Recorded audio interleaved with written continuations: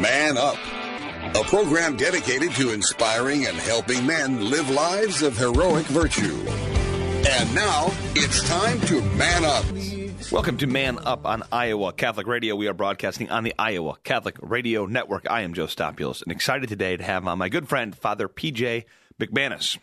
We're going to discuss the Triduum. Obviously, happy Holy Week to you all. No better guest to have on. We're just coming off his talk at Man Up on Friday to discuss the topic, which was the Triduum, which is happening at the end of this week. Let us start in prayer. In the name of the Father, and the Son, and the Holy Spirit. Amen. Saint Michael the Archangel, defend us in battle. Be our protection against the wickedness and the snares of the devil. May God rebuke him, we humbly pray, and do thou, O Prince of the heavenly host, by the power of God, cast into hell Satan and all the evil spirits who prowl about the world seeking the ruin of souls. Amen.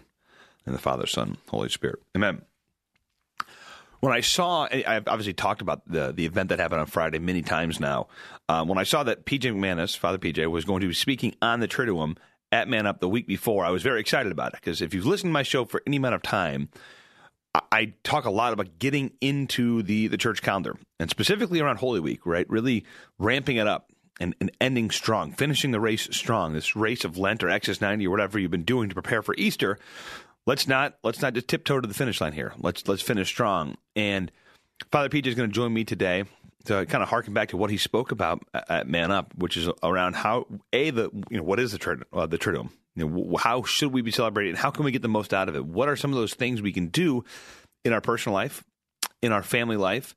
What can we do to enter deeply into this most sacred time of the church calendar? And I firmly believe that the more we put into it, the more we try to emulate Christ in his suffering, death, resurrection, the more we try to enter into this period of time with him, the more we're going to get out of it at Easter. The more we will then look like him at Easter, the more we'll be able to celebrate the joy of the Easter season by entering into the Passion on Thursday night and Friday. So with that, I'm really excited on the other side of this break to have on Father P.J. McManus. Stick around. We're going to head to a short break, and we'll be right back. Support for Iowa Catholic Radio is provided by Golden Rule Heating and Cooling. Since 1999, Golden Rule Heating and Cooling has been supporting customers with their rules to live by: respect, understanding, loyalty, expertise, and service. GoldenRulePHC.com. Support for Iowa Catholic Radio is provided by CTO. Your support has helped thousands of students attend our Catholic schools. CTOIowa.org. At CTO, the bottom line, it's for the kids and their future. Support for Iowa Catholic Radio is provided by Bozen the Florist. Valentine's Day, Mother's Day, weddings, whatever the message, say more with Bozen. Bozen.com, 515-244-ROSE. Bozen makes the moment mean more. Support for Iowa Catholic Radio provided by Five Sons Naturescapes. Five Sons Naturescapes is a Catholic veteran-owned family company providing premium outdoor landscaping. Learn more about Five Sons Naturescapes at FiveSonsNaturescapes.com. FiveSonsNaturescapes.com. My help comes from you. You're right here. Welcome back to Man Up on Iowa Catholic Radio. Excited today to have my guest, Father P.J. McManus, here to discuss the topic of his talk he gave last week at Man Up, the Triduum. Father P.J., welcome. Thank you. A happy Holy Week to you, sir. And to you, sir. Are you ready? Are you mentally prepared for what's going to happen this week? No, but I find that I sort of get ready by about Wednesday. Okay. Well, I mean, for you guys, it's Super Bowl season here for you. It is. No, it's a marathon. I'm sure. I mean, come Easter Sunday, after you're all done, it's wipeout time, I imagine. Just Yeah. Easter Sunday night, you kind of crash and maybe you don't wake up till Tuesday or something. That's exactly right. Well, I saw, obviously I've been pitching it for a while that we have Man Up. It's Triduum. I'm thinking, man, what a great, it's a perfect subject to have, obviously, the week before. And I'm like, it'd be great to have you on the show to talk about, kind of rehash. Obviously, you already had it down. You already thought through what you were going to talk about. Now we can rehash it on the show. So give me, did they tell you, hey, we want to talk about the Triduum? Or is that something that you said, hey, I could talk about the Triduum? I want to hear about maybe why we chose this and what we talked about. So I think this probably came out of a podcast I did last year for Friends Romans Iowans. Because I did the Triduum for them last year. Okay. And I think we did 3 actual separate episodes. I can't remember. But the Man Up people asked me, and I said, let's go. Okay, cool. Well, let's dive into it. For those of you who could not make it, What was the main tenet that we were trying to get out of it? Obviously, we only had 20 minutes here. You had longer there. What are the main themes of it? Two big takeaways that I would offer to people to sort of make a better Holy Week are the themes of death and pilgrimage. And there's some very specific reasons. Death, I'll freely admit, I may be in a bit of a morbid sentiment simply because in my own pastoral life the last couple of months we just had a lot of dead people. But I think it's really important for people to know, most of us, especially if we practice regularly, like you wind up at funerals maybe 3 or 4 times a year. Somebody dies and you go either to a wake or a funeral. You try and be present.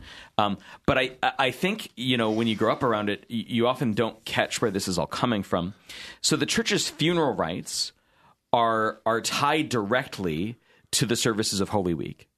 So the reason that we have a threefold or 3-station process of burial, so the wake, the vigil service, the funeral mass itself, and then the burial, is patterned directly after Holy Thursday, Good Friday, and Holy Saturday. I did not know that. And I figured so, which is why I want you to learn. All right. So I think if we can kind of recapture some of that, and I really encourage people, Holy Week and especially Holy Saturday, treat that almost like All Souls Day. Go to a cemetery. If you're from here and you have your own people in a cemetery nearby, go visit your people. If not, just go visit a cemetery to pray for the dead. But there's this deep thrust, right, that for us, the grave, which was once a sign of hopelessness, skull and crossbones, the end of all things, is now a sign of hope. It's been changed, and it's been changed because of the events of the week. How we get there is by way of pilgrimage, which is what the church is really calling us to do in all of the services of Holy Week, by walking through the streets of Jerusalem, figuratively on Palm Sunday, by coming together around the table on Thursday, by keeping vigil with the Lord Thursday night, and then by walking with him in the way of the cross on Friday. Okay. By the way, Holy Saturday, I've always seen that as kind of the forgotten day, right? Mm-hmm. Yeah, we obviously have Thursday, Palm Sunday, but then Thursday, Friday, and Sunday marked, and there's this thing Holy Saturday where there's nothing that the church says you have to do this or you really should do this. And so it's kind of the tradition I have installed in my life, and you're going to know it, I'm sure. The reading from the Office of Readings that Saturday is by whom? I don't even know who. Well, we don't know. Is it really an unknown author? Okay. It maybe Melito Sardis. There's a couple other ideas, but we don't know for sure. So anyway, whoever this author is, whatever it is, I now find myself praying that every morning and reflecting on it. So you can just do the Office of Readings on Saturday morning. You'll see it. It's this really great exhortation on the empty, or on how Jesus has gone down to hell and what's going on. It's really incredible. So I wrote my first master's thesis on that reading. I did not write my master's thesis on that. Did you really? I did. Wow. Yeah. Yeah, it was called Boring as Hell. That's great. So I'm glad I asked you the question. I said, of course you would know this. And not only did you know it, you wrote a master's thesis on it. So there we go. So when we're looking at this, and the church has this death and pilgrimage mindset that you've got, historically, is that the way it's always been, or how have things changed? Can I go back to, I think one of the Man Up talks a couple of years ago, you spoke on the historicity of how Lent has changed, maybe some of those practices. Let's talk specifically then maybe on the Triduum. So Holy Week, the Holy Week services we have now are really derived in large part from the practice of the Jerusalem community in the late 4th century. So there was a pilgrim from the west, I think Gaul, but I'd have to check that out, whose name is variously translated, but Egeria or Egeria or something, Eugenia, like lady with an E for a name. And she visited the Holy Land for several years, but she kept a journal, and her pilgrim diary recorded in great detail what the liturgical practices were of the church in Jerusalem. And the idea was that the church in Jerusalem had been fairly isolated from the rest of Christendom for a large part of those early years because of the persecutions. And so this kind of opened up for the rest of the church how they kept the memory of the Lord's passing.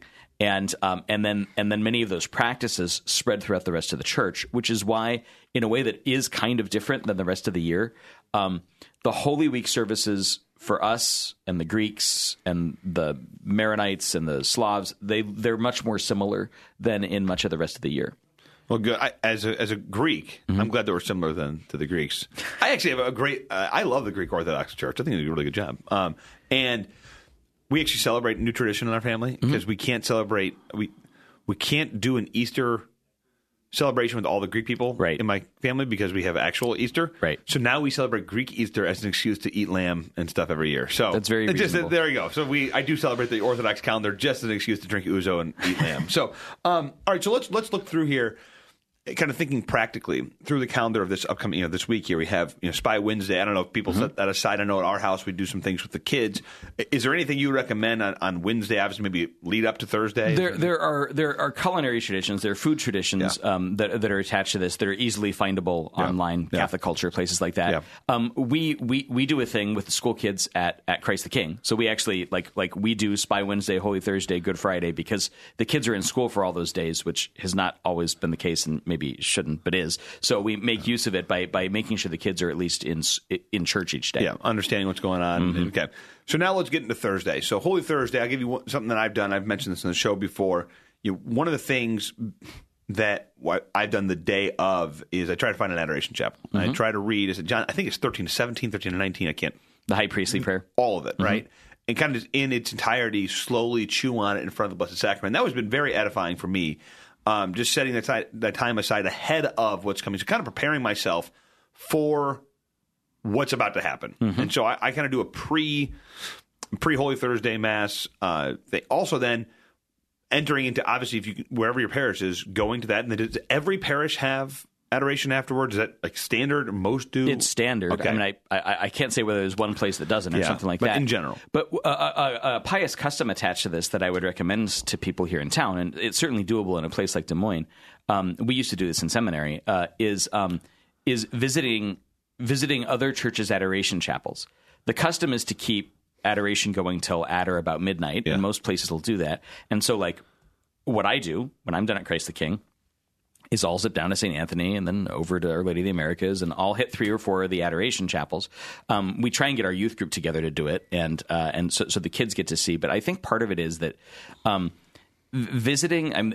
So there's an ancient Roman custom of visiting stational churches that night. So this is drawing on a real thing, but a real historical thing. But I find just on a human level, the care that communities take with their altar of repose gives you kind of a flavor or a taste of the community. And in as much as in a local church the size of Des Moines, we are maybe much more closely connected than you would be in Chicago or something. I think it's good to do. Yeah, and I've never done that.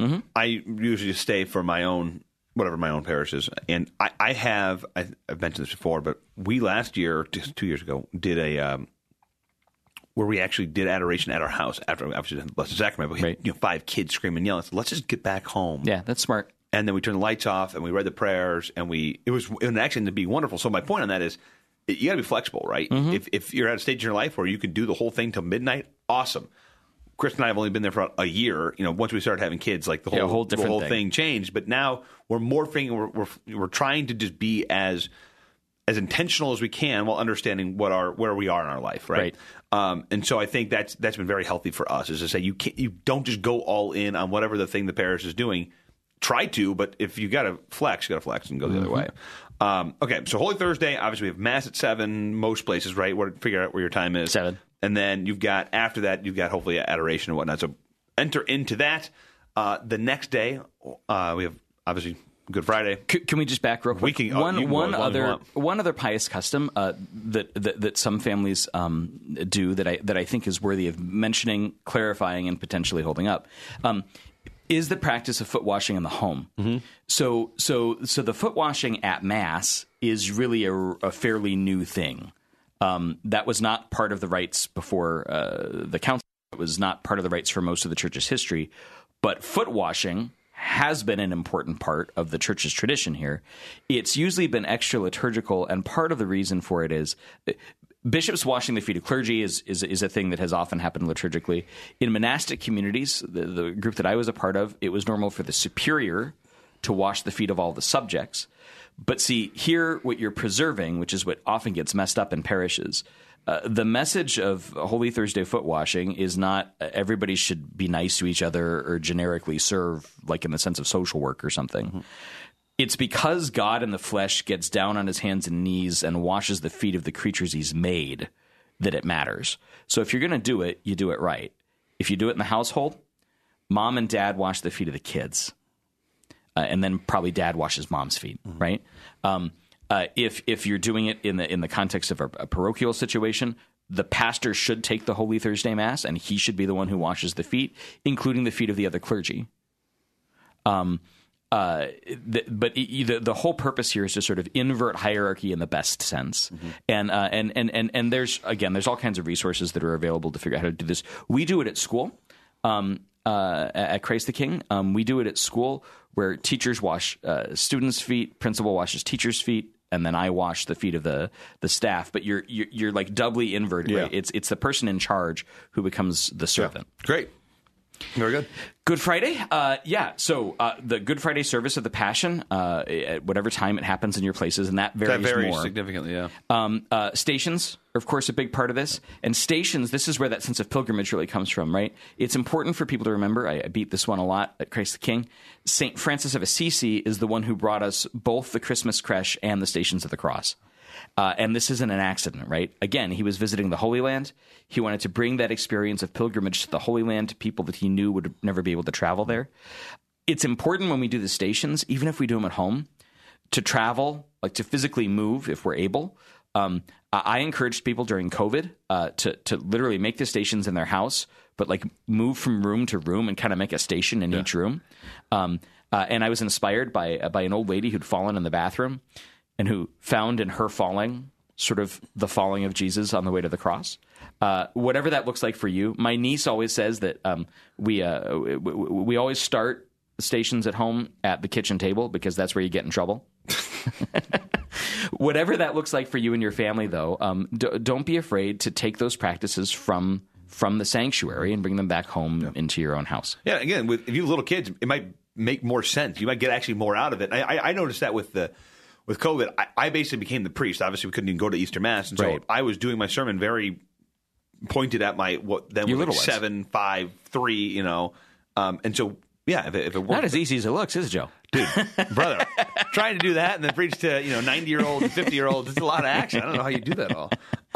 Okay, so enter into obviously every church is different. Look up what your church offers. Another thing it's been helpful to me is increasing the fasting on Good Friday. A lot of us in a men's group, we basically stop eating Holy Thursday, and then we won't eat again until either after Good Friday or even Easter Sunday or whatever those things are, depending on the year and depending on what the schedule looks like. But at least on Good Friday, like I would, if you can, I would recommend not eating at all that day at best. So Vatican II is actually extremely clear on this. It's kind of weird, because it's sort of random where it appears in the documents, but it says very clearly, the Paschal fast remaining in force is to be the strictest of the year.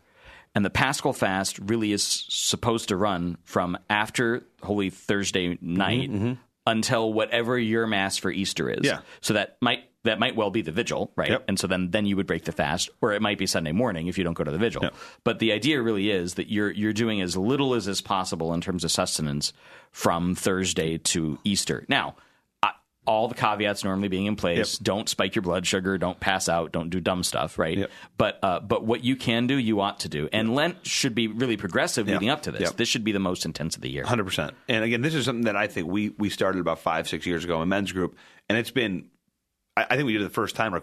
This is great. I mean, it really helps you to enter into these mysteries and enter into the Christ Passion. Man, Christ is suffering right now. I'm hungry. Christ is in the grave. I'm hungry. You can feel that connection with what Jesus is going through. Turns out the whole of the tradition wasn't crazy. Yeah, can you believe it? And just trying hard to be nice to people doesn't work very well. No. I remember my first time doing this and going the whole time and then breaking the fast at the vigil, so like 52 hours not eating. And I'm like, I was celebrating pretty hard when Jesus rose from the dead. I mean, you feel the excitement of the moment, because you have this physical link to what's going on. So just as there's a kind of exhilaration, right, in physical activities, sport or whatever else, there's a kind of exhilaration that comes from fasting. Yep. So it's utilizing the body to get to the soul, and that's really what we're trying to do. Yeah. So Friday we have additional fasting. I mean, obviously the church has specific fasting, but we would say, to the extent that you're able, go further. Enter into what your parish is doing. Then Saturday, you already mentioned maybe visit grave sites, pray for the dead, this exhortation, anything else you would throw on Saturday? Well, so while it's true that like most parish churches don't have something explicit listed on the schedule for Saturday, and this is largely practical because they're getting stuff ready for Saturday night. Yep. It is true that there are rites associated with the RCIA people, with the people that are with the elect coming into the church that are at least theoretically supposed to happen Saturday. And if you call your parish and see if they're actually doing them. If they are, you should go. Okay. Like they're worthwhile because they show you what the church thinks is most immediately preparatory for baptism, which is good for all of us who are baptized because we probably haven't thought about it. Yes, I would imagine as much. Which leads us to Sunday. We have 3 minutes to hit Sunday. Obviously, we'll start with the vigil leading up to it. So go to the vigil, especially if you've never been to the vigil. Go to the vigil. Yeah. And really offer part of your fasting and penance that week for those that are coming into the church. Yeah. If you've not been to a vigil, you have to go. I mean, obviously, again, if you're able, all those things. My first one was I was an adult for sure. I was in my 20s, and it's a game changer. It changes everything. It changes everything, and it's the highest. I mean, as far as Mass goes, it is. It's the goat. It's the goat Mass of the year. It's incredible. The way that everything is so well put together, the salvation history, all that stuff, and then obviously your parish, you already mentioned it, is probably preparing a pretty great liturgy throughout the whole day and the whole week. And I've just every time we've gone, we've been so thoroughly satisfied. So if you make the vigil, make the vigil. If you can't, obviously you have lots of options the next day. Other things you're doing outside of attending the vigil or Mass that you would say would help to enter into the Easter Sunday celebration? Well, as I said before, if you can on Saturday, visit a cemetery. I think that'd be really good to help situate where death and life sort of fit into this. A lot of the cultural traditions that look very secular now have like they're ours. It's just like Hallmark co-opted them or something. Eggs are a real part of our tradition. They're a real part of your tradition in a way they're not sort of part of mine, right? So egg hunts are fine. And especially the painting of eggs and the painting of eggs scarlet, right? So we know what it is, where life comes from. Feast, like really consciously, like make Easter dinner the best dinner of the year.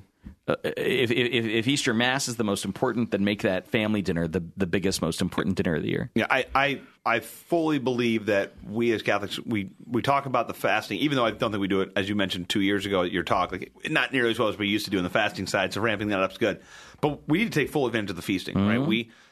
I did a better job of that this Lent. Maybe it's a cheat code, but during the Annunciation, during the Feast of St. Joseph, I used to say, no, those don't count. I'm like, well, no, they count. And we should be taking those aside and not fasting during those pieces, or at least celebrating them in some way, shape, or form. Which means if we're culminating Easter Sunday, it should be a party, ladies and gentlemen. Like you should be planning a party and fully entering into the greatest moment in the church, in the calendar of the church, in the history of the world. Like plan on it and make it happen. Anything else you would add as people are entering this Holy Week to help set it apart and make it more special or more uplifting, or help them enter further into it that we didn't cover? Outside. We're fortunate to live in a place where, unless we get a freak snowstorm, our outsides typically match what's going on inside. And Easter's falling late enough this year. Plant something, or like literally physically go outside so that you have the experience of new natural life to sort of fulminate the experience of the life of grace inside you. Father PJ, pleasure, brother. Thank you, Joe. Thanks for joining us. We're going to head to a short break. Stick around. We'll be right back. Whatever your political party, prayer can unite us together for the good in our community. Join Iowa's governor and community leaders as we gather for the 61st Annual Iowa Prayer Breakfast, Thursday, April 14th from 7:15 to 8:45 at the Veterans Memorial Community Choice Credit Union Convention Center. Learn more at iowaprayerbreakfast.com. A message from Iowa Catholic Radio.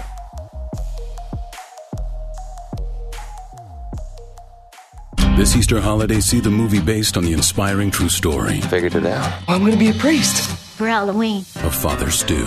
No one wants to hear the gospel from the mouth of a gangster. Academy Award nominee Mark Wahlberg. Maybe that's exactly what they need. And Academy Award winner Mel Gibson. Man don't lose when he gets knocked down, but when he won't get up. God ain't giving up on you. Don't you dare go giving up on yourself. When the man comes around. Father Stu, exclusively in movie theaters April 13. Rated R. Under 17, not admitted without parent. My help comes from you. You're right here. Welcome back to Man Up on Iowa Catholic Radio. My thanks again to Father PJ McManus. A lot to chew on there, obviously. But I think the most important thing, regardless of what it looks like, it's going to be different for each of us, right? Each of us are going to have a different schedule. Each of us are going to have different opportunities given to us. But I just want to make sure that we're all striving as best we can to set this time apart. As I mentioned, one of my big things I've done in the past is, on Holy Thursday, taking that time in adoration to quiet, to read, John. It's chapter 13 to 19, the whole, basically the entire narrative that starts in the upper room and all the teachings that Jesus gave there. And just reflecting on those. And I've mentioned, in the past, what we did last year, which was this incredible, with coronavirus, is 2020, I guess, when we wanted to be a part of, the adoration that we experience on Holy Thursday, and we couldn't until we went back to our house and set up adoration there. Obviously, we didn't have the Blessed Sacrament, but we talked through the readings with the kids, and it was candlelit, and it was dark. And then we put the younger ones to bed, and it was just maybe the older 2 or 3, and we continued just to pray in silence. And we would talk amongst each other about these readings, about what's going on. And it was an incredible moment. It was an incredible evening that I'll never forget. And so, again, I think that was a great example for us of, not every person's life is going to be the same as what they can do. But I think, as Father PJ alluded to, this is the most important feast of in the church. We need to be doing it. We need to be setting aside time in whatever manner it looks like. So just reflect today, as you're putting your schedule together for this week, as you're thinking through it, and, figure out, what can you do to set aside this time to make it more special, to grow in conformity to Jesus. So that way, when Easter comes at the end of this week, when we have the resurrection at the end of this week, we are able to celebrate that we went into the Passion with Him, and we're going to celebrate the resurrection with Him on Easter. So a blessed Holy Week to all of you, and a happy Easter. Thank you for joining me today on Man Up on Iowa Catholic Radio. I am Joe Stopulus. It's time to man up. Man Up, inspiring men to live out their call to holiness.